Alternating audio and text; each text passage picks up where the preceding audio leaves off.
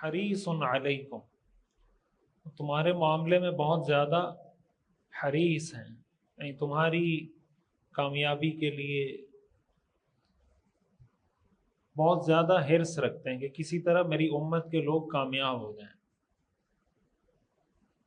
بالمؤمنین رؤوف الرحیم، اور مومنین کے لیے وہ رؤوف بھی ہیں رحیم بھی ہیں، یعنی مومنین کے لیے ان کے دل میں بہت نرمی بھی ہے، رحمت بھی ہے، شفقت بھی ہے۔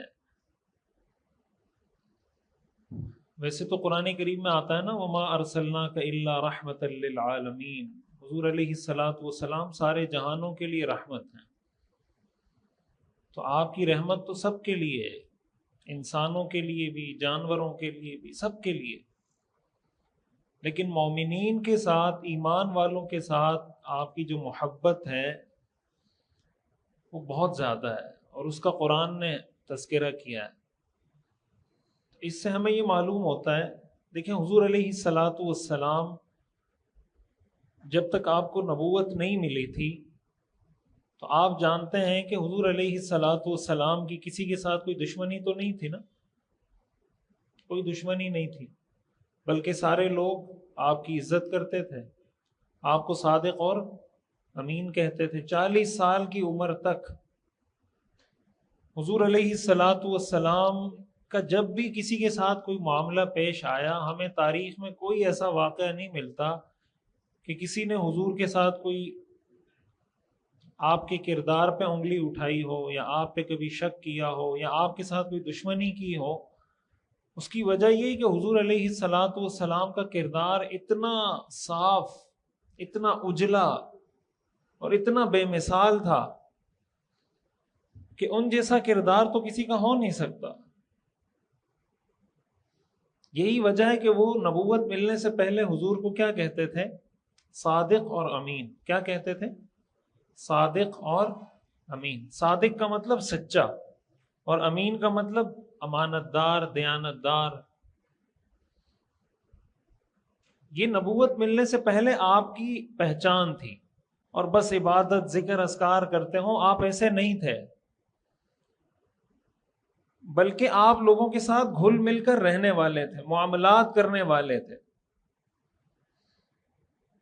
بھائی آپ کسی کے بارے میں سچا کب کہیں گے کہ یہ آدمی سچا ہے؟ جب آپ نے اس کو سچ بولتے ہوئے دیکھا ہوگا نا، کوئی معاملہ کیا ہوگا اور اس معاملے میں اس نے سچ بولا ہوگا، اور ایک دفعہ نہیں بار بار دیکھا ہوگا، تب جا کے آپ کہتے ہیں کہ یہ آدمی کیا ہے؟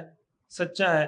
اس کا مطلب حضور علیہ الصلاۃ والسلام کے ساتھ ان کے بار بار معاملات ہوئے، بار بار انہوں نے دیکھا کہ کبھی یہ جھوٹ نہیں بولتے، اس وجہ سے انہوں نے حضور کا لقب کیا رکھ دیا؟ صادق۔ اسی طرح امانت دار آپ کس کو کہیں گے؟ امانت دار اس شخص کو کہیں گے کہ آپ کا کسی کے ساتھ کوئی مالی لین دین، معاملات بار بار ہوتے ہیں، کبھی آپ نے پیسے دینے ہیں، کبھی لینے ہیں، کبھی قرض دینا ہے، کبھی لینا ہے، کبھی ویسے ہی امانت رکھوائی ہوئی ہے۔ مختلف طریقوں سے جب آپ کے کسی کے ساتھ معاملات ہوتے ہیں اور ہر معاملے میں وہ آدمی کھرا نکلے، تب ہم اس کو کیا کہتے ہیں؟ امانت دار ہے۔ تو حضور علیہ الصلاۃ والسلام کا لائف اسٹائل کیا تھا؟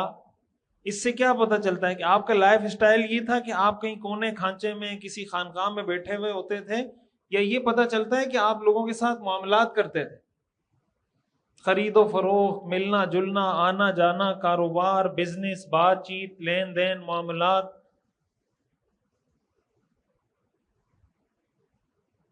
اسلام کا جو ہمارے ہاں غلط تصور پیش کیا گیا ہے نا، ان تصورات میں سے ایک تصور یہ بھی ہے، بزرگ آدمی وہ ہوتا ہے جس کو دنیا کا کچھ پتہ نہ ہو۔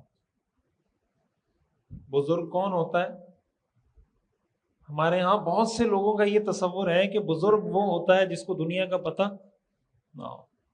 اگر کوئی آدمی دنیا کے معاملات میں سمجھدار ہو، عقل مند ہو، تو لوگوں کو شک ہوتا ہے کہ یار یہ بزرگ نہیں ہو سکتا، یہ کوئی سازش ہے۔ اگر دیندار آدمی، کوئی عالم دین، کوئی بزرگ سمجھدار ہو جائے، لوگوں کا ذہن میں کیا آتا ہے؟ اس کو پیچھے سے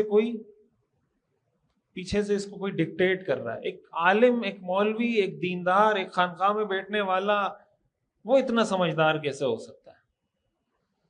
یہ تصور ہے ہمارا دین کے بارے میں۔ آپ مجھے بتائیں دنیا میں انبیاء سے زیادہ عقل مند کوئی ہو سکتا ہے؟ جو ساری دنیا کو لیڈ کرتا ہے، جو نبی، جو پیغمبر ساری دنیا کی قیادت کرتا ہے، ان سے زیادہ عقل مند کوئی ہو سکتا ہے؟ یہ جو صحابہ نے روم فتح کیا، فارس فتح کیا، اس وقت کی سپر طاقتوں کو شکست دی، کیا یہ بے وقوفی کے ذریعے ممکن ہے؟ سپر پاور کو آدمی بے وقوفی سے شکست دیتا ہے یا عقل مندی سے؟ حدیث میں آتا ہے حضور علیہ الصلوۃ والسلام نے فرمایا الحرب خدعہ، کہ جنگ تدبیر کا نام ہے۔ جنگ کس کا نام ہے؟ تدبیر کا۔ تدبیر کا مطلب آپ پلان کریں اس کے لیے کچھ، کہ بھائی میں نے جنگ لڑنی ہے، میں کہاں سے اٹیک کروں، کہاں سے میں اپنا دفاع کروں، کس طریقے سے میں یہ جنگ لڑوں کہ میں کامیاب ہو جاؤں۔ تو جو آدمی جنگ کی پوری پلاننگ کرتا ہے، حضور علیہ الصلوۃ والسلام جنگوں کی پوری پلاننگ کرتے تھے، صحابہ جنگوں کی پوری پلاننگ کرتے تھے، تو یہ عقل مند ہونے کی نشانی ہے نا۔ ہمارے ہاں اگر کسی عالم دین کو کوئی دیکھ لے نا بازار میں، اسپیشلی اگر وہ اپنی فیملی کے ساتھ گیا ہوا ہو، بازار اپنی فیملی کو لے کے گیا ہوا، کوئی مولوی صاحب، کوئی تبلیغی صاحب، کوئی حاجی صاحب، کوئی نیک، جس کو معاشرے میں نیک سمجھا جاتا ہے، تو لوگ کہتے ہیں یار یہ بھی بیوی کے ساتھ بازار میں گھوم رہا ہے۔ کیا کہتے ہیں؟ یہ بھی بیوی کے ساتھ، یعنی یہ بزرگی کے خلاف ہے۔ یہ کون سی بزرگی ہے؟ قرآن میں کہاں لکھا ہوا ہے؟ حدیث میں کہاں لکھا ہوا ہے؟ یہ ہم نے کہاں سے یہ چیزیں نکالی ہوئی ہیں دین میں؟ اور یہی وہ چیزیں جو ہم لوگوں کے دماغ میں غلط بیٹھتی ہیں، اور اس کی وجہ سے لوگ دین سے متنفر ہوتے ہیں۔ حضور علیہ الصلوۃ والسلام جب سفر کرتے تھے، آپ سفر میں کسی نہ کسی زوجہ کو ساتھ لے کے جاتے تھے، یا آپ نے سیرت کی کتابوں میں پڑھا ہوگا، ایک واقعہ نہیں ہے، 20 واقعات ہیں۔ آپ جب سفر میں جاتے تھے، یہ جو قرآن کریم کے اندر تیمم کا حکم نازل ہوا ہے، تیمم کا حکم کیوں نازل ہوا ہے؟ اسی وجہ سے نازل ہوا کہ حضور علیہ الصلوۃ والسلام کے ساتھ آپ کی اہلیہ حضرت عائشہ بھی تھیں، اور ان کا ہار گم ہو گیا تھا، اور وہ ہار تلاش کرتے کرتے کرتے ایسی جگہ پہ گم ہوا کہ آس پاس پانی نہیں تھا، لوگ نہ پینے کا پانی تھا، نہ وضو کا پانی تھا۔ اب آپ نے صحابہ کو دوڑایا کہ بھئی ہم اس وقت تک جائیں گے نہیں جب تک ہار نہیں ملے گا۔ سارے صحابہ ہار تلاش کر رہے ہیں، نماز کا وقت ہو گیا، پینے کا پانی بھی نہیں، وضو کا پانی بھی نہیں۔ لیکن آپ نے فرمایا، سارے صحابہ بار بار حضرت ابوبکر صدیق رضی اللہ تعالیٰ عنہ کے پاس آتے تھے کہ آپ کی بیٹی کی وجہ سے پورا قافلہ رکا ہوا ہے، آپ اپنی بیٹی کو سمجھائیں، بس ہار گم ہو گیا، رہنے دیں، چلیں یہاں سے، نہ ہمارے پاس پینے کا پانی ہے، نہ وضو کا پانی، یہ کہاں پہ ہمیں کھڑا کر دیا ہے۔ حضرت عائشہ رضی اللہ تعالیٰ عنہ فرماتی ہیں کہ میں حضرت ابوبکر صدیق، والد ہیں حضرت عائشہ کے، کہ حضرت ابوبکر صدیق کے پاس لوگ جا جا کے نا میری شکایتیں لگا رہے ہیں، ان کو غصہ آ رہا ہے کہ میری بیٹی کی وجہ سے سب پریشان ہیں۔ وہ فرماتے ہیں کہ حضرت عائشہ فرماتی ہیں کہ حضرت ابوبکر میرے پاس آئے، اور حضور علیہ الصلوۃ والسلام میری گود میں سر رکھ کے سو رہے تھے، اور حضرت ابوبکر مجھے یہاں ایسے زور زور سے مارنے لگے غصے کی وجہ سے، کچھ کہہ بھی نہیں سکتے تھے کہ حضور سو رہے ہیں، آنکھ کھل جائے گی حضور کی، غصہ بھی آ رہا ہے ان کو، کہہ رہے ہیں تمہاری وجہ سے سارا قافلہ رکا ہوا ہے، کیا ضرورت تھی تمہیں یہ بات کرنے کی کہ ہار گم ہو گیا، بس گم ہو گیا تو ٹھیک ہے۔ حضرت عائشہ فرماتی ہیں کہ مجھے بہت تکلیف ہو رہی تھی، لیکن میں حضور کی وجہ سے ہل بھی نہیں سکتی تھی کہ حضور کی آنکھ کھل جائے گی۔ تو اس سے ہمیں کیا بات سمجھ میں آتی ہے؟ حضرت عائشہ رضی اللہ تعالی عنہا ام المؤمنین ہے نا۔ ام المؤمنین کا مطلب کیا ہوتا ہے؟ مومنین کی ماں۔ قرآن کریم نے حضور علیہ الصلوۃ والسلام کی ازواج کے بارے میں یہ بتایا ہے کہ یہ تمہاری مائیں ہیں۔ النبی اولی بالمؤمنین من انفسہم وازواجہ امہاتہم، کہ نبی مومنین کے لیے ان کی اپنی جانوں سے زیادہ قریب ہیں، اور ان کی ازواج ان کی مائیں ہیں۔ تو ایک نسبت سے اگر دیکھیں حضرت عائشہ حضرت ابوبکر کی بیٹی ہیں، دوسری نسبت سے دیکھیں تو حضرت عائشہ حضرت ابوبکر کی کیا ہیں؟ والدہ ہیں، ام المومنین ہے نا۔ حضرت عائشہ دوسری نسبت سے حضرت ابوبکر کی بھی کیا ہیں؟ اس لیے والدہ ہیں بھائی، آپ کے کسی استاد کی اہلیہ ہو تو اس کو استانی کہتے ہیں، پیر صاحب کی بیوی ہو تو اس کو کہتے ہیں پیرانی صاحبہ. تو حضور علیہ الصلوۃ والسلام کی جو اہلیہ ہے تو وہ امت کی ماں ہے نا. تو حضرت ابوبکر بھی مومن ہے، تو ان کی حضور کی جو اہلیہ ہیں حضرت عائشہ، وہ اپنے والد کی بھی کیا ہو گئی؟ والدہ ہو گئی نا، یعنی ماں ہو گئی، اس نسبت سے کہ وہ حضور کی زوجہ ہیں. تو گویا حضرت ابوبکر صدیق رضی اللہ تعالیٰ عنہ کے اپنی بیٹی سے دونوں رشتے ہیں، بیٹی بھی ہیں اور حضور کی زوجہ ہونے کی وجہ سے ماں کا درجہ بھی رکھتی ہیں. لیکن حضرت ابوبکر صدیق رضی اللہ تعالیٰ عنہ کا یہ جو معاملہ ہے اپنی بیٹی کے ساتھ، یہ ایک بیٹی ہونے کی حیثیت سے ان کو ڈانٹ رہے تھے نا، ایک بیٹی ہونے کی حیثیت سے ان کو ڈانٹ رہے تھے. جو بات میں سمجھانا چاہ رہا ہوں وہ یہ ہے، ہمارے ہاں کیا ہوتا ہے کہ کسی آدمی کو اگر کوئی عہدہ مل جائے، کوئی عزت مل جائے، کوئی مرتبہ، کوئی مقام مل جائے، اس سے جو بہت بڑی غلطی ہوتی ہے وہ یہ ہوتی ہے کہ وہ ہر جگہ اپنے اسی مرتبے کے حساب سے بات کر رہا ہوتا ہے سب سے. مثال کے طور پر کوئی آدمی کمپنی کا مینیجر ہے، اس کے نیچے 20 لوگ کام کرتے ہیں. اب جب وہ کمپنی میں جاتا ہے تو کمپنی میں کیا ہوتا ہے، صفائی ہوئی بھی ہوتی ہے، دفتر میں ایسے ہی چل رہا ہوتا ہے، جیسے ہی جاتا ہے پانی آ جاتا ہے، تھوڑی دیر بعد چائے آ جاتی ہے، پھر اس نے کسی کو بلانا ہوتا ہے، بٹن دباتا ہے تو وہاں سے خادم آ جاتا ہے. ایک سسٹم سے ساری چیزیں چل رہی ہوتی ہیں. اچھا جب وہ گھر میں آتا ہے تو گھر میں تو بٹن دبانے سے تھوڑی کوئی آپ کے سامنے آئے گا کہ آپ بٹن دبائیں گے، بیوی سامنے کھڑی ہوگی کہ جی جناب آرڈر کریں. وہ تو آپ چیخیں مار مار کے بھی تھک جائیں تو ہو سکتا ہے آ جائے، ہو سکتا ہے نہ آئے، ہوتا ہے نا ایسا. اب ہم لوگوں کا دماغ کہاں خراب ہوتا ہے؟ ہم لوگوں کا دماغ یہاں خراب ہوتا ہے کہ میں تو جب کمپنی میں جاتا ہوں تو 2 لوگ میرے سامنے ہاتھ باندھ کے کھڑے ہوتے ہیں، سر چائے چاہیے، سر پانی چاہیے، سر کیا خدمت ہے. یہاں میں آتا ہوں 10 دفعہ بولتا ہوں چائے پکا کے دو، کوئی چائے مجھے پلانے والا نہیں ہے. ہم کیا کرتے ہیں؟ کمپیریزن کرتے ہیں. دفتر کی زندگی کا گھر کی زندگی کے ساتھ کیا کرتے ہیں؟ تقابل، کہ جس طرح کا پروٹوکول مجھے آفس میں مل رہا تھا اسی طرح کا پروٹوکول مجھے کہاں ملنا چاہیے؟ گھر میں ملنا چاہیے. اور وہ ممکن ہی نہیں ہے، گھر میں اس طرح کا پروٹوکول ملنا ممکن نہیں ہے. اگر ایسا پروٹوکول آپ کو مل رہا ہے وہ گھر ہے ہی نہیں، وہ آفس ہے، سوال ہی نہیں پیدا ہوتا. یہ فطرت کے خلاف ہے. بیوی آپ کی ایسے رسپیکٹ نہیں کر سکتی جیسے آپ کا خادم یا آپ کا ملازم آپ کی رسپیکٹ کرتا ہے. کیوں؟ اس لیے کہ بیوی آپ کی ملازمہ ہے نہیں. بیوی ملازمہ ہوتی ہے؟ ملازمہ نہیں ہے نا. تو ملازم جس طرح کی رسپیکٹ کرتا ہے بیوی کیسے کرے گی؟ جب وہ ملازمہ ہے نہیں تو کیسے کرے گی رسپیکٹ؟ اس کی نیچر ہی نہیں ہے. بیوی آپ سے بات کرتی ہے ایک شوہر آپ کو سمجھ کے کہ آپ میرے شوہر ہیں، آپ باہر کچھ بھی ہیں، آپ وزیر اعظم ہیں، آپ چیف آف آرمی اسٹاف ہیں، کچھ بھی ہیں، گھر میں آپ کیا ہیں؟ شوہر ہیں. یہ جتنے بڑے بڑے لوگ ہیں نا، آپ اگر ان کو دیکھیں، وزیر اعظم، صدر، اس طرح سطح کے بھی جتنے لوگ ہیں، اپنی بیویوں کے سامنے ان کی بھی نہیں چلتی. جو پورا ملک چلا رہے ہوتے ہیں بیویوں کے سامنے کیا ہوتے ہیں؟ بے بس ہوتے ہیں. اب اگر وہ جا کے کہے کہ میں تو جناب کمشنر ہوں، جناب میں وزیر اعظم ہوں، میں وزیر اعلیٰ ہوں، بیوی مانے گی یہ بات؟ نہیں مانے گی یہ بات. تو غلطی ہم سے کہاں ہوتی ہے؟ غلطی یہ ہوتی ہے کہ بھائی میری یہ حیثیت ہے تو یہ حیثیت میری ہر جگہ رہنی چاہیے، اور وہ حیثیت آپ کی ہر جگہ ہو نہیں سکتی. والد کے سامنے آپ بیٹے ہیں، اپنی اولاد کے لیے آپ والد ہیں، بیوی کے لیے آپ شوہر ہیں، ایک پڑوسی کے لیے آپ کی حیثیت ایک پڑوسی کی ہے. اب پڑوسی سے آپ پڑوسی بن کے بات کریں، مینیجر یا ڈائریکٹر یا مفتی یا شیخ الحدیث یا پیر یا وزیر یا مشیر بن کے نہیں کہ میں اتنا بڑا آدمی ہوں، یہ میرا پڑوسی تو غریب آدمی ہے. آپ کا پڑوسی غریب آدمی ہو، کچھ بھی ہو، وہ آپ کا پڑوسی ہے، آپ اس کے پڑوسی ہیں. سمپل سی بات ہے. ہمارے یہاں محلوں میں جو پھڈے ہوتے ہیں لڑائیاں، وہ کیوں ہوتے ہیں؟ وہ اسی لیے ہوتا ہے کہ ایک آدمی جس گھر میں رہتا ہے وہ تھوڑا زیادہ عزت والا ہے، اس کے پاس پیسہ زیادہ ہے، اس کی کوئی گاڑیاں اچھی ہیں، اس کے پاس گھر اچھا بنا ہوا ہے. جو پڑوسی ہے وہ غریب ہے.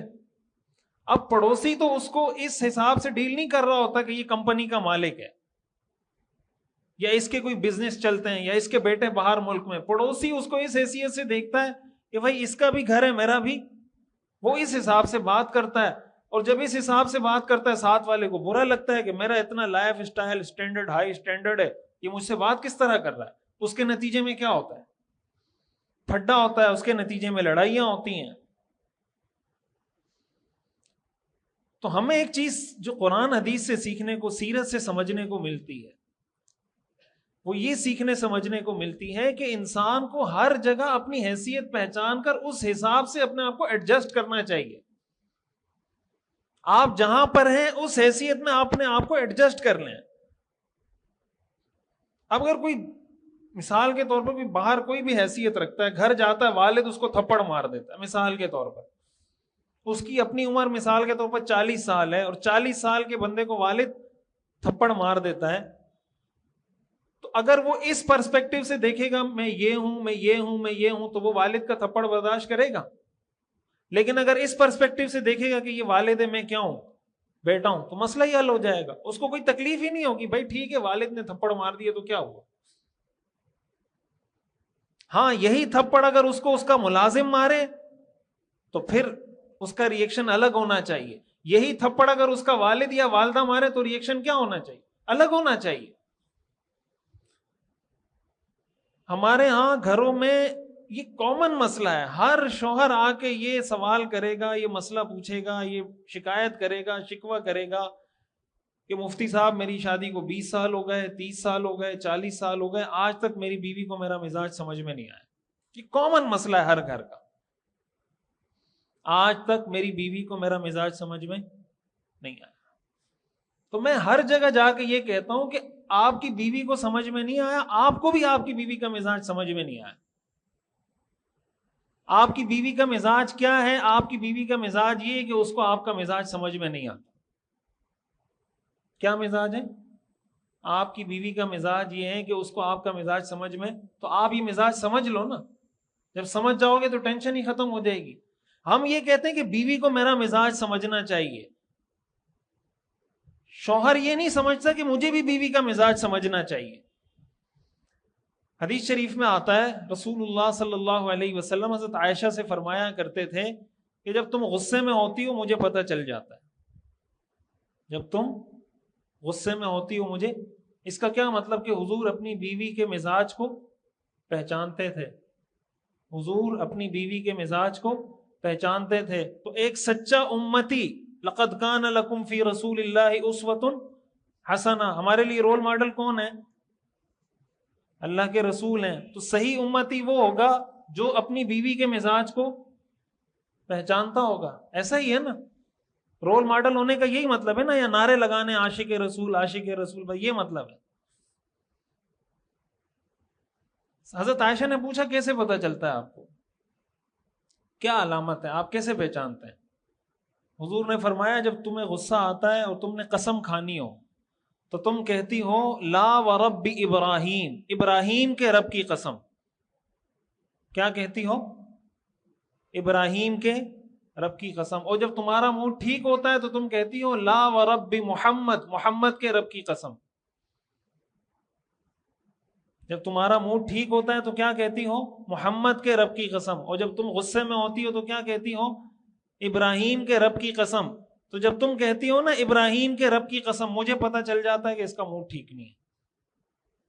کتنی باریکی میں جا کے حضور علیہ الصلوۃ والسلام نے ان کے مزاج کو آئیڈینٹیفائی کیا ہے، پہچانا ہے کہ کیا مزاج ہے میری بیوی کا۔ ہم تو اس کو غیرت کے خلاف سمجھتے ہیں ہمارے معاشرے میں بہت سے لوگ، کہ میں اپنی بیوی کے مزاج کو کیوں سمجھوں، میں مرد ہوں وہ عورت ہے، مجھے کیا ضرورت ہے اس کا مزاج سمجھنے کی، اس کو سمجھنا چاہیے میرا مزاج۔ ہمارے ہاں گھروں میں جب پھڈے ہوتے ہیں، لڑائیاں ہوتی ہیں، جب کوئی آتا ہے نا شکایت لے کے کہ مفتی صاحب میرے والد صاحب میری والدہ کے ساتھ لڑ رہے ہیں، گالیاں دیتے ہیں، فلاں کرتے ہیں فلاں کرتے ہیں، اب ظاہر ہے بعض اوقات تو یہ ہوتا ہے بندہ خود اپنا کیس لے کے آتا ہے کہ میرا یہ مسئلہ ہے، بعض اوقات اولاد آتی ہے۔ میرے پاس ایک صاحب آئے، ایک ہمارے جامعۃ الرشید میں پڑھتے ہیں، وہاں طالب علم ہیں، میرے پاس آئے کہنے لگے کہ میرے والد صاحب میری والدہ کو گالیاں دیتے ہیں، فلاں کرتے ہیں، برا بلا کہتے ہیں، یہ کرتے ہیں وہ کرتے ہیں۔ تو میں نے کہا اب ظاہر ہے بیٹے کو میں کیا کہوں، بندہ خود آئے تو اس کو سمجھاؤں نا کہ بھائی آپ ایسا کرو ایسا نہیں کرو، اب بیٹے کو میں کیا بولوں؟ بیٹے کو تو میں یہی کہہ سکتا ہوں بھائی آپ اپنے والد کو سمجھائیں، ذرا ان سے یہ بات کریں وہ بات کریں، تو جب آپ ان کو یہ کہیں گے نا کہ بھائی آپ اگر بیٹا اپنے والد کو یہ کہہ دے کہ ابا آپ یہ جو آپ کا کام ہے یہ ٹھیک نہیں ہے، یا آپ جو اس طریقے سے میری امی سے بات کرتے ہیں یہ طریقہ ٹھیک نہیں ہے، تو آپ خود بتائیں ہمارے مردوں میں اتنی اخلاقی جرت ہے کہ وہ اپنے بیٹے کی صحیح بات ایکسیپٹ کر لیں کہ ٹھیک ہے بیٹا آپ نے صحیح بات کی ہے؟ یہ ہم کون سے دین کی باتیں کرتے ہیں؟ مجھے تو یہ سمجھ نہیں آتی جب ہم کہتے ہیں مسلمان ہیں، ہم عاشق رسول ہیں، یہ ہم نے دین نام کس چیز کا رکھا ہوا ہے؟ کس چیز کو ہم اسلام کہتے ہیں؟ یہ اسی لیے تو میں بار بار کہتا ہوں کہ نماز، روزہ، حج، زکوٰۃ ان چیزوں میں ہم نے محدود کیا ہوا ہے۔ زبان سے ہم کہتے ہیں کہ اسلام مکمل ضابطۂ حیات ہے، لیکن جب عمل کی بات آتی ہے تو نہیں کرتے عمل۔ بھائی جب آپ کو حق کی بات کہیں سے پتہ چل رہی ہے، حضرت عمر رضی اللہ تعالیٰ عنہ نے فرمایا تھا جب امیر المومنین بنے تھے کہ بھائی اگر میں کوئی حق کے خلاف بات کروں تو مجھے بتانا۔ تو ایک صحابی نے حضرت عمر سے کہا تھا کہ اگر آپ غلط بات کریں گے میں اپنی تلوار سے آپ کو سیدھا کروں گا۔ تو انہوں نے فرمایا تھا الحمدللہ الذی جعلنی فی قوم اذا عدلت عن الحق، اس طرح کے الفاظ ہیں کہ اللہ کا شکر ہے کہ اس نے مجھے ایسی قوم میں پیدا کیا ہے کہ اگر میں حق سے ہٹوں تو وہ مجھے سیدھا کر سکتی ہے، وہ مجھے کیا کر سکتی ہے؟ سیدھا کر سکتی ہے۔ حضرت عمر رضی اللہ تعالیٰ عنہ نے ایک مرتبہ بیان کیا، اور بیان میں انہوں نے لوگوں کو، جب امیر المومنین تھے، یہ فیصلہ سنا دیا کہ بھائی آج کے بعد ہمارا یہ قانون ہے کہ اس سے زیادہ مہر رکھنا ٹھیک نہیں ہے، اس سے زیادہ مہر کوئی رکھے گا تو وہ ضبط ہو جائے گا۔ بیان کر وجہ انہوں نے معیار اس چیز کو بنایا تھا کہ حضور علیہ الصلوۃ والسلام نے کتنا مہر دیا ہے یا اپنی بیٹیوں کے لیے کتنا مہر رکھا ہے، اس کو انہوں نے سٹینڈرڈ بنایا کہ بھئی حضور نے جتنا مہر دیا یا لیا ہے زیادہ سے زیادہ اتنا مہر ہو سکتا ہے، اس سے زیادہ نہیں ہو سکتا۔ یہ ان کا اجتہاد تھا کہ بھئی حضور نے یہ کیا ہے اس کا مطلب اس سے اوپر نہیں ہو سکتا۔ اب بیان کر کے اترے تو خاتون ملی، انہوں نے کہا کہ عمر آپ یہ بتائیں امیر المومنین کہ ہم آپ کی بات مانیں یا اللہ کی بات مانیں؟ آپ کی بات مانیں یا؟ تو حضرت عمر نے فرمایا ظاہر ہے اللہ کی بات مانیں گے، اگر میری بات کا اللہ کی بات کے ساتھ ٹکراؤ آئے گا تو اللہ کی بات مانی جائے گی۔ تو انہوں نے آگے سے کہا کہ قرآن میں تو آتا ہے وَآتَيْتُمْ إِحْدَاهُنَّ قِنْطَارًا فَلَا تَأْخُذُوا مِنْهُ شَيْئًا، کہ اگر تم نے بیوی کو ڈھیر سارا سونا، جس کو اردو میں ہم تعبیر کرتے ہیں پہاڑ کے برابر، کہ آپ نے ڈھیر سارا سونا بھی اگر بیوی کو مہر میں دیا ہو تب بھی واپس مت لو۔ تو اس آیت سے تو یہ پتہ چلتا ہے کہ مہر میں ڈھیر سارا سونا بھی دینا جائز ہے۔ آپ تو کہہ رہے ہیں کہ اتنے درہم سے زیادہ جائز نہیں ہے، قرآن کی تعبیر سے تو پتہ چلتا ہے کہ دے سکتے ہیں، آپ کہتے ہیں کہ نہیں دے سکتے۔ آپ کی بات مانیں یا قرآن کی بات مانیں؟ حضرت عمر نے فرمایا کہ قرآن کی بات مانیں۔ آپ دوبارہ ممبر پہ تشریف لے گئے اور بیان کرتے، آپ نے دوبارہ ممبر پہ تشریف لے گئے اور فرمانے لگے اصابت امرأۃ واخطأ عمر، عورت نے صحیح بات کی، عمر نے غلط بات کی۔ اصابت امرأۃ، عورت کی بات ٹھیک ہے، عمر کی بات ٹھیک نہیں ہے۔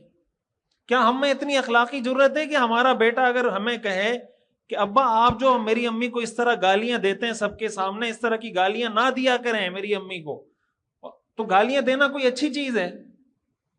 کیا بیوی کو گالیاں دینے سے ثواب ملتا ہے؟ کبھی آپ نے زندگی میں سنا ہے سیرت میں کسی صحابی کے بارے میں سنا ہے کہ انہوں نے اپنی بیوی کو گالی دی ہو؟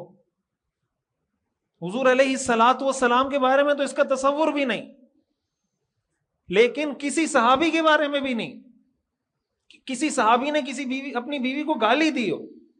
تو اگر آپ بیوی کو گالیاں دیتے ہیں اور بیٹا آ کے آپ کو کہتا ہے کہ ابا آپ امی کو گالیاں نہ دیں، آپ نے بات کرنی ہے تمیز سے بیٹھ کے بات کریں نا۔ آپ انسان ہیں، کوئی جانور تو نہیں ہے جس طرح لڑتے ہیں ہمارے ہاں لوگ گھروں میں۔ لیکن حق کو قبول کرنے کی وہ اخلاقی جرت ہم لوگوں میں نہیں ہوتی۔ تو ایک چیز ہمیں یہ سمجھنی چاہیے۔ اچھا پھر مثالیں کس کی دیتے ہیں؟ مثالیں حضرت عمر کی دیں گے۔ وہ مجھے صاحب کہنے لگے کہ میرے والد صاحب کہتے ہیں کہ حضرت عمر بھی تو بہت جلالی تھے۔ حضرت عمر بھی کیا تھے؟ بہت جلالی تھے۔ تو میں نے کہا اپنے ابو سے ذرا پوچھو کسی روایت میں اگر کہیں لکھا ہوا ہو کہ حضرت عمر نے اپنی بیوی کو مارا ہو، تھپڑ مارا ہو۔ یا کہیں کسی روایت میں لکھا ہو کہ حضرت عمر نے اپنی بیوی کو گالی دی ہے، کہیں لکھا ہوا ہے تو ذرا ہمیں دکھائیں۔ حضرت عمر رضی اللہ تعالیٰ عنہ کا جلال بیوی کے سامنے ہوتا تھا یا کافروں کے سامنے ہوتا تھا؟ ہمارا جلال کس کے سامنے ہوتا ہے؟ کافروں کے لیے تو ہم ڈھیر ہو جاتے ہیں، ڈھیر کیا، ہم تو ان کو فالو کرتے ہیں۔ ہمارا سارا لائف اسٹائل ہم کہاں سے کاپی کرتے ہیں؟ انگریزوں سے، میڈیا سے، ڈراموں سے، فلموں سے، وہاں سے کاپی کر رہے نہیں کر رہے؟ ان کے لیے تو ہمارے ذہن میں بڑا سافٹ کارنر ہے، بڑا نرم ہمارا رویہ ہے۔ قرآن میں صحابہ کے بارے میں آتا ہے اشداء علی الکفار رحماء بینہم، کہ کافروں کے لیے سخت ہے، آپس میں کیا تھے؟ رحم دل۔ ہم آپس میں میاں بیوی کے لیے، بھائی بھائی کے لیے، چچا بھتیجے کے لیے، بھتیجا چچے کے لیے، پڑوسی پڑوسی کے لیے، ایک مسلک والا دوسرے مسلک والے کے لیے دشمن بنا ہوا ہے، اور کافروں کے لیے ہمارے ہاں بڑا سافٹ کارنر ہے۔ ہمارے ہاں بعض اوقات اگر آپ غور کریں نا، ایک طرف آپ اسلام کو پڑھیں، دوسری طرف اپنے رویوں کو پڑھیں، تو ایسا لگتا ہے کہ بالکل ہم نے یہ فیصلہ کیا ہوا ہے کہ جو شریعت کا حکم ہوگا ہم نے بالکل اس کے خلاف چلنا ہے، 180 ڈگری پر۔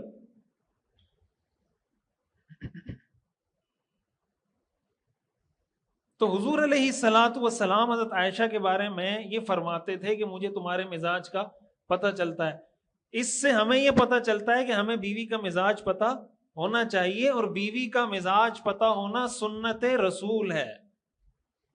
بیوی کا مزاج پتہ ہونا یہ کیا ہے؟ سنت رسول ہے۔ جہاں ہم اور سنتوں کی بات کرتے ہیں، اس سنت کو بھی زندہ کریں اور اس کی تلقین کریں۔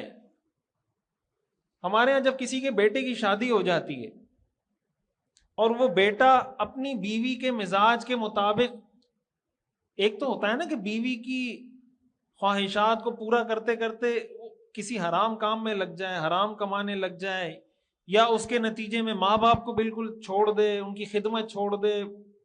ایک تو یہ ایکسٹریم ہے، ظاہر ہے کہ یہ طرز عمل تو ٹھیک نہیں ہے۔ ایک ہے کہ وہ والدین کی بھی خدمت کر رہا ہے لیکن اپنی بیوی کے مزاج کو بھی سمجھ رہا ہے، بیوی کے مزاج کو سمجھ کے اس کی بھی اس طریقے سے خدمت کر رہا ہے جس طرح وہ سمجھتا ہے کہ اس سے میری بیوی خوش ہوگی۔ تو ہمارے والدین اس سے خوش نہیں ہوتے۔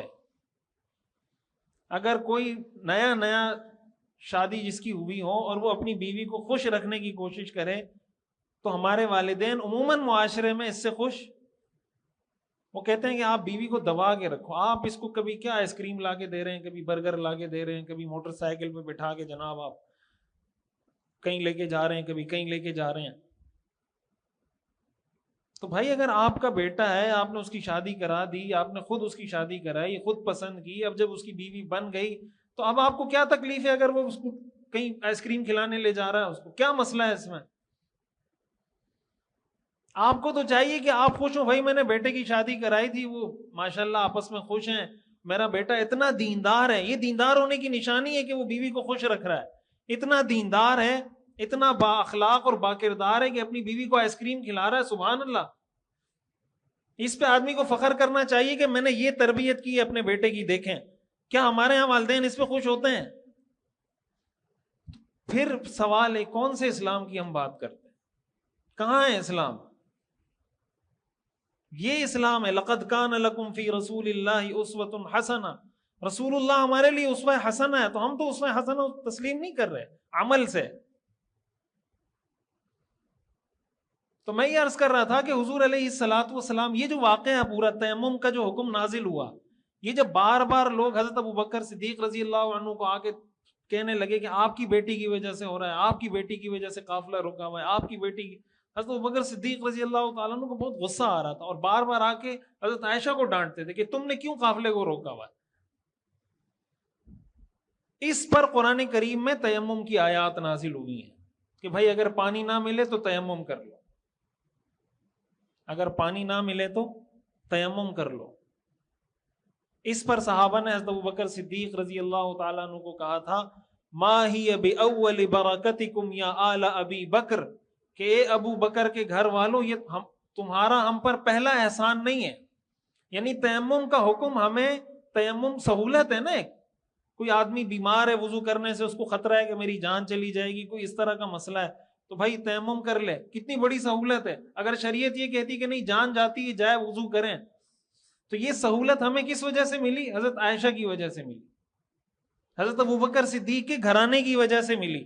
تو صحابہ پھر حضرت ابوبکر کو کہتے تھے کہ یہ تمہارا ہم پر کوئی پہلا احسان نہیں، تمہاری وجہ سے اللہ نے ہم پہ اور بھی بہت سے احسان کیے ہیں. ما ہی بأول برکتکم یا آل ابی بکر. اس سے یہ بھی پتہ چلتا ہے کہ اگر آپ کے ساتھ کوئی احسان کا معاملہ کرتا ہے، کوئی اچھا معاملہ کرتا ہے، اور اس میں کوئی بندہ واسطہ بنتا ہے، تو اس واسطے کا بھی شکریہ ادا کرنا چاہیے. ہمارے ہاں کیا ہوتا ہے، آپ کسی کو لے جائیں نا کہ یار اس نے کوئی کام کرنا ہے، آپ اس کو لے جائیں کہ یار یہ میرا دوست ہے اس کا کام کر دیں، وہ آپ کو بائی پاس کر کے کیا ہو جائے گا؟ ڈائریکٹ. آپ اس کو لے کر گئے تھے کہ میرا دوست ہے اس کا یہ کام کریں، وہ آپ کو کیا کرے گا؟ بائی پاس کرے گا، اور اس کے ساتھ کیا ہو جائے گا؟ ڈائریکٹ ہو جائے گا. یہ طرز عمل سیرت کے خلاف ہے. بھائی آپ کے اوپر جس نے احسان کیا آپ اس کا شکریہ ادا کریں کہ آپ کا شکریہ کہ آپ نے مجھے ملوایا، اور جب آپ کا کام ہو جائے تو جس بندے نے آپ کا کام کیا اس کا بھی شکریہ ادا کریں، جو بیچ میں واسطہ بنا اس کا بھی شکریہ ادا کریں. یہ سارے وہ اخلاق ہیں جو ہمیں قرآن حدیث سیرت سے سیکھنے کو ملتے ہیں. ورنہ حضرت صحابہ کے لیے یا آج تک امت کے لیے تیمم کا حکم یہ حضرت ابو بکر نے دیا ہے، یہ حضرت عائشہ نے دیا ہے، یا اللہ نے دیا ہے؟ بتائیں. یہ حکم اللہ نے دیا ہے، لیکن صحابہ شکریہ کس کا ادا کر رہے ہیں؟ حضرت ابو بکر صدیق کا. اور ایسا بھی نہیں ہے کہ حضرت ابو بکر صدیق کی کسی اختیاری عمل کی وجہ سے یہ انعام ہوا ہو، ایک مجبوری کی وجہ سے کہ ہار گم ہو گیا تو یہ انعام اللہ نے دے دیا. صحابہ پھر بھی شکریہ ادا کر رہے ہیں کس کا؟ حضرت ابو بکر صدیق رضی اللہ عنہ کا. کیا ہم اس نہج پر، اس اسلوب پر اپنی زندگی گزارتے ہیں کہ ہم پر ہمارے ساتھ اگر کوئی اچھا معاملہ کسی کی وجہ سے ہو تو ہم اس آدمی کو یاد رکھیں؟ ہمارے ہاں تو یہ بھی ہوتا ہے کہ آپ کسی کے ساتھ کوئی خیر کا معاملہ کریں گے، وہ جب اچھی پوزیشن پہ پہنچے گا سب سے پہلے وہ آپ کی ٹانگیں کاٹے گا، سب سے پہلے وہ کوشش کرے گا کہ اس کو ہٹاؤ رستے سے. یعنی جس نے آپ کو کندھا دیا، جس نے اپنے کندھے کو سیڑھی بنا کے آپ کو اوپر چڑھایا، جب آپ کے پاس پاور آئے گی آپ اسی کے سر کو اڑائیں گے، اسی کی ٹانگیں کاٹیں گے. یہ کہاں کا اسلام ہے؟ ہمارے ہاں جتنے اہم شعبے ہیں نا زندگی کے، اس میں کیا ہوتا ہے، ہمارے ہاں دیکھتے ہیں نا 10 محرم آتا ہے تو پورا ملک بند ہو جاتا ہے. 9 محرم کو سارا ملک کیا ہو جاتا ہے؟ بند ہو جاتا ہے. جب کسی کو کہیں وہ کہتے ہیں یار بیوروکریسی میں بھی ان کے لوگ ہیں، تو فلانے میں بھی ان کے لوگ ہیں، تو فلانے میں بھی ان کے لوگ ہیں. تو کیا سنی لوگ نہیں ہیں بیوروکریسی میں، حکومت میں، فوج میں، ان سارے اداروں میں سنی لوگ نہیں ہیں یا ہیں؟ تو سنی لوگ کیوں اپنا کوئی اثر رسوخ نہیں دکھا پاتے کسی محکمے میں؟ بیوروکریسی میں ان کا اثر کیوں نظر نہیں آتا؟ حکومت میں ان کا اثر کیوں نظر نہیں آتا؟ اس کی بنیادی وجہ یہی ہے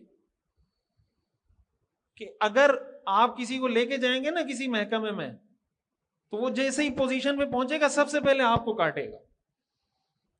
اس نے آپ کو کاٹا، پھر آپ کسی کے ساتھ احسان کریں گے وہ آپ کو کاٹے گا، پھر وہ کسی کے ساتھ کرے گا وہ اس کو کاٹے گا. جب ایک دوسرے کی ٹانگیں کھینچنے میں ہم لوگ لگے ہوئے ہیں. خاک ہم لوگ پاکستان میں اسلامی نظام کی باتیں کرتے ہیں، بس زبان سے بولتے رہتے ہیں. اسلامی نظام دنیا میں ایسے آتے ہیں کہ آپ اس کی ٹانگیں کھینچے وہ آپ کی ٹانگیں کھینچے، یا آپ کی ٹانگیں کھینچے وہ اس کی ٹانگیں کھینچے. تو صحابہ کرام نے اس پر حضرت ابوبکر صدیق رضی اللہ تعالیٰ عنہ کا شکریہ ادا کیا کہ آپ کی وجہ سے اللہ نے ہم پہ یہ احسان کیا. تو میں بات یہ عرض کر رہا تھا کہ حضور علیہ الصلاۃ والسلام کے ساتھ یہ جو پورا واقعہ پیش آیا، یہ کب پیش آیا؟ جب آپ کے ساتھ سفر میں آپ کی اہلیہ ساتھ تھیں. تو اگر اہلیہ کو گھر سے باہر لے جانا سواری پر ساتھ بٹھا کے ناجائز ہوتا تو حضور علیہ الصلاۃ والسلام لے کر جاتے. تو جب حضور علیہ الصلاۃ والسلام لے کر گئے، اس کا مطلب اہلیہ کو سواری پر ساتھ بٹھا کر باہر لے جانا کیا ہے؟ جائز ہے. اب اگر کوئی اس کو غلط سمجھتا ہے تو وہ یہ کہے یہ میرا کلچر ہے، کیا کہے؟ میرا کلچر ہے. یہ نہ کہے کہ یہ اسلام ہے. ہمیں مسئلہ یہ نہیں ہے کہ آپ کیوں بٹھا کے نہیں لے کے جاتے, نہ لے کے جائیں. ہمیں مسئلہ اس سے ہے کہ آپ اس کو دین کا ٹائٹل نہ دیں کہ یہ دین ہے. دین کی وہ تشریح کریں جو پیغمبر نے کی ہے. تو حضور علیہ الصلوۃ والسلام جب سفر میں جاتے تھے آپ کسی نہ کسی زوجہ مطہرہ کو ساتھ لے جاتے تھے. حضرت عائشہ صدیقہ رضی اللہ تعالیٰ عنہ کے ساتھ آپ نے دوڑ کا مقابلہ کیا. ایک مرتبہ آپ سفر میں جا رہے تھے, حضور علیہ الصلوۃ والسلام نے صحابہ کو کہا بھائی سارے آگے چلے جاؤ. سارے آگے چلے گئے. آپ نے حضرت عائشہ کو کہا چلو مقابلہ کرتے ہیں, تم بھی دوڑو, دوڑ لگاؤ, میں بھی لگاتا ہوں, اور دیکھتے ہیں کون جیتتا ہے. حضرت عائشہ رضی اللہ تعالی عنہ اور حضور علیہ الصلوۃ والسلام. ذرا سا میں کہتا ہوں آپ اس کہانی کو تھوڑا سا سٹاپ کریں اور یہ تصور آپ لے جائیں کسی مفتی صاحب اور امام صاحب کے بارے میں کہ آپ کو پتا چل جائے کہ ہماری مسجد کے امام صاحب نے کل اپنی بیوی کے ساتھ دوڑ کا مقابلہ کیا. تھوڑی دیر کے لیے سوچیں اس کو. ہماری مسجد کے امام صاحب نے کل اپنی بیوی کے ساتھ پارک میں دوڑ کا, کیا آپ کا ریئیکشن ہوگا؟ یہ اصل سوال ہے. یہ چیزیں جب بتائی جاتی ہیں نا لوگوں کو عجیب لگتی ہے کہ یہ کون سا دین, اس کو آپ انکار کر سکتے ہیں؟ یہ تو صحیح حدیث ہیں. اگر اس کا انکار کریں گے تو حدیث کا انکار کرنا پڑے گا. آپ پھر نماز پڑھیں گے اس امام صاحب کے پیچھے؟ کتنے لوگ ہوں گے جو پڑھیں گے؟ مجھے تو نہیں لگتا کہ کوئی پڑھے اسے امام صاحب کے پیچھے نماز. ہاں, اتنا بڑا جرم نہیں ہے. یہی تو میں سمجھانے کی کوشش کر رہا ہوں. اتنا بڑا جرم نہیں, سنت سے ثابت عمل ہے. جرم کیا ہوتا ہے؟ سنت سے ثابت عمل ہے, حضور علیہ الصلوۃ والسلام نے کیا ہے. تو آپ کو تو یہ اس وقت یہ سوچنا چاہیے کہ ہمارے امام صاحب نے عین وہ کام کیا جو ہمارے پیغمبر نے کیا تھا. سبحان اللہ. حدیث میں آتا ہے کہ جب حضرت عائشہ نے دوڑ کا مقابلہ کیا, حضرت عائشہ جیت گئی, حضور علیہ الصلوۃ والسلام پیچھے رہ گئے. اس لیے کہ حضرت عائشہ کی عمر کم تھی, ہلکی پھلکی تھی. حضرت عائشہ فرماتی ہیں وقت گزر گیا, کئی سال گزر گئے, میرا جسم بھاری ہو گیا. جیسے جیسے انسان کی عمر بڑھتی ہے جسم بھاری ہو جاتا ہے. تو جب کافی سال گزر گئے, ایک دفعہ پھر ہم سفر میں تھے, حضور نے کہا ابھی پھر مقابلہ کرتے ہیں. تو آپ یہ بھی نہیں کہہ سکتے کہ یہ تو ایک دفعہ ہوا تھا. ایک دفعہ بھی نہیں ہوا. کہتے ہیں پھر جب مقابلہ ہوا, میں چونکہ میرا جسم بھاری ہو گیا تھا, حضور آگے نکل گئے, میں پیچھے رہ گئی. حضور نے فرمایا تل کا بھی تل کا, یہ اس کا بدلہ ہو گیا. تل کا بھی تل کا, یہ والا اس کا, یعنی پہلے تم جس کو ہم کہتے ہیں میچ ڈرا ہو گیا. میچ کیا ہو گیا؟ پہلے تم جیتی تھی, ابھی میں جیت. یہ حضور علیہ الصلوۃ والسلام کا طرز عمل ہے اپنی ازواج کے ساتھ. آپ مجھے بتائیں اگر آج کا شوہر اپنی بیوی کو اس طرح رکھے, اس طرح محبت کا رشتہ ہو, اتنی بے تکلفی ہو, کیا وہ میاں بیوی آپس میں لڑیں گے؟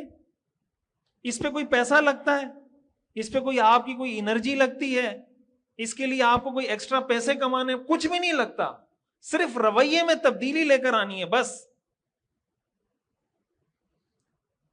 قرآن کریم میں یہی اعتراض, میں بارہا یہ بتا چکا ہوں کہ حضور علیہ الصلوۃ والسلام پر جو کافر اعتراض کرتے تھے وہ کیا تھا؟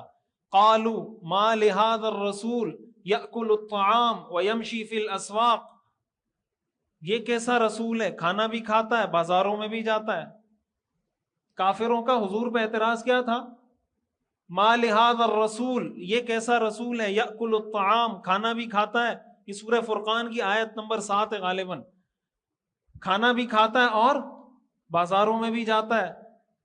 قرآن میں اللہ نے سورہ فرقان میں اس کا جواب دیا, وما ارسلنا قبلک من المرسلین الا انہم لیأکلون الطعام ویمشون فی الاسواق.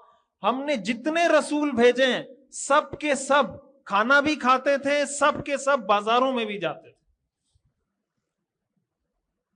یہ سورہ فرقان کی آیت, یہ کوئی قصے کہانیاں نہیں ہیں, یہ قرآن حدیث سنا رہا ہوں آپ کو. وما ارسلنا قبلک من المرسلین الا انہم لیأکلون الطعام ویمشون فی الاسواق. دوسری جگہ قرآن میں اللہ نے فرمایا وما جعلناہم جسدا لا یأکلون الطعام وما کانوا خالدین. ہم نے پیغمبروں کو ایسا نہیں بنایا کہ وہ کھانا نہ کھاتے ہوں. تو اس سے ہمیں یہ چیز سیکھنے کو ملتی ہے. جب ہم سیرت کی بات کرتے ہیں کہ سیرت کو پڑھیں، سیرت کو سمجھیں، یہ مطلب ہوتا ہے سیرت کو پڑھنے کا.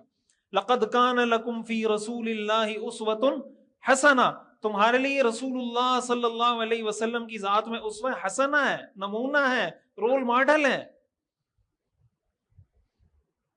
یہ طرز عمل ہونا چاہیے. تو میں صرف یعنی آپ سمجھیں گھریلو زندگی کے ہزاروں پہلوؤں میں سے ایک پہلو پہ میں بات کر رہا ہوں. اس طرح کے تو 20 پہلو ہیں، ہر پہلو میں آپ کو حضور کی سیرت سے رہنمائی ملے گی.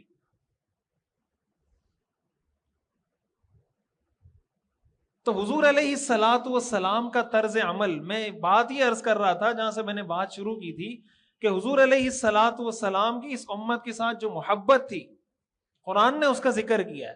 اور آپ کا جو کردار تھا، آپ کے کردار کی جو لوگ تعریف کرتے تھے، وہ اس لیے کرتے تھے کہ آپ لوگوں کے ساتھ معاملات کرتے تھے، لین دین کرتے تھے. تو اسلام کا یہ تصور کہ اچھا بزرگ، اچھا نیک آدمی وہ ہوتا ہے جو گھر میں بیٹھا رہے، جو مسجد میں بیٹھا رہے، نہ وہ کچھ خریدے نہ بیچے، نہ اس کا دنیا سے کوئی لینا دینا ہو، ایسا آدمی بزرگ ہوتا ہے. شریعت کی نظر میں ایسا آدمی بزرگ نہیں ہوتا. حدیث شریف میں آتا ہے، رسول اللہ صلی اللہ علیہ وسلم نے ارشاد فرمایا، المؤمن الذی یخالط الناس ویصبر علی اذاہم خیر من المؤمن الذی لا یخالط الناس ولا یصبر علی اذاہم. وہ مومن جو لوگوں سے گھل مل کے رہتا ہے اور ان سے ملنے والی تکلیفوں پہ صبر کرتا ہے، اس مومن سے بہتر ہے جو لوگوں سے گھل مل کے نہیں رہتا. اور جب گھل مل کے نہیں رہتا تو تکلیفیں بھی نہیں ملیں گی، جب تکلیفیں نہیں ملیں گی تو صبر کرنے کی نوبت بھی نہیں آئے گی. صبر کون کرتا ہے؟ جس کو تکلیف پہنچے وہی صبر کرتا ہے نا.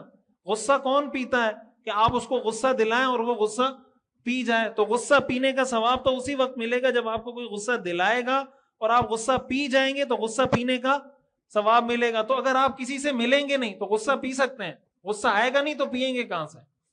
صبر آپ اس وقت کریں گے جب آپ کو کوئی تکلیف دے گا، پھر آپ اس پہ صبر کریں گے. اگر آپ کا کسی سے ملنا جلنا ہی نہیں تو صبر کس چیز پہ کریں گے؟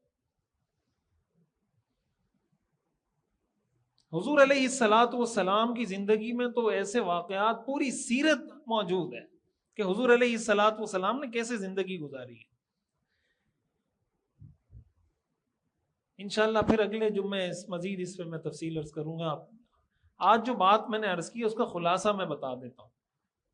خلاصہ یہ ہے کہ قرآن میں جو اللہ نے فرمایا نا کہ تمہارے لیے رسول اللہ صلی اللہ علیہ وسلم کی ذات میں اسوہ حسنہ ہے، اس کو صرف زبانی کلامی حد تک نہ رکھیں. دوسرا یہ جو ہم کہتے ہیں کہ اسلام مکمل ضابطہ حیات ہے، اس کو زبانی کلامی حد تک نہ رکھیں. اس کو کوشش کریں زندگی کے ہر پہلو میں سیکھنے کی. ہمیں سیرت پتہ ہی نہیں ہے، جب پتہ نہیں ہے تو عمل کہاں سے کریں گے؟ پہلے علم آتا ہے پھر عمل آتا ہے. جب علم ہی نہیں ہے تو عمل کہاں سے کریں گے؟ اور علم حاصل کرنے کے لیے ہم لوگوں کے پاس ٹائم نہیں ہے.